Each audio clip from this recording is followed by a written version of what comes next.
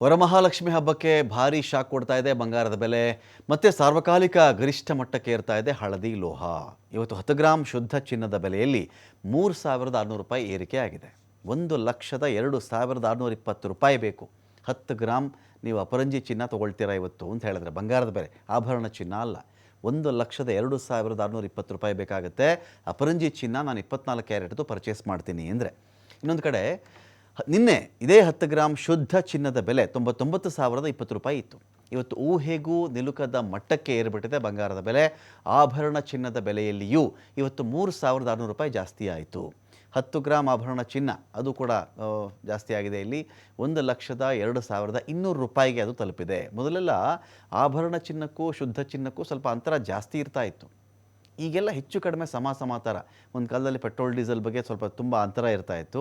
ಈಗ petrol diesel ಸ್ವಲ್ಪ ಆಸುಪಾಸಲ್ಲ ಇದೆಯಲ್ಲ, ಅದೇ ರೀತಿಯಲ್ಲಿ ಆಭರಣ ಚಿನ್ನ ಶುದ್ಧ ಚಿನ್ನ ಅದೇ ಒಂದು ದಾರಿಗೆ ಬರ್ತಾ ಇವೆ. ಚಿನ್ನ ಬೆಳ್ಳಿ ಬೆಲೆಯಲ್ಲಿ ಅದೊಂದು ಕಡೆ ಚೆಕ್ ಮಾಡ್ಕೊಂಡ್ವಿ. ಬೆಳ್ಳಿ ಬೆಲೆ ಮಾತ್ರ ಅಂತ ಬಂದಾಗ ₹1,500 ಏರಿಕೆಯಾಗಿದೆ. 1 kg ಬೆಳ್ಳಿಯ ಬೆಲೆ ₹1,14,000 ಆಗುತ್ತೆ. ಟ್ರಂಪ್ ಸುಂಕ ಪರಿಣಾಮದಿಂದಾಗಿ ಚಿನ್ನ ಬೆಳ್ಳಿ ದರದಲ್ಲಿ ಏರಿಕೆ ಆಗಿರೋದು.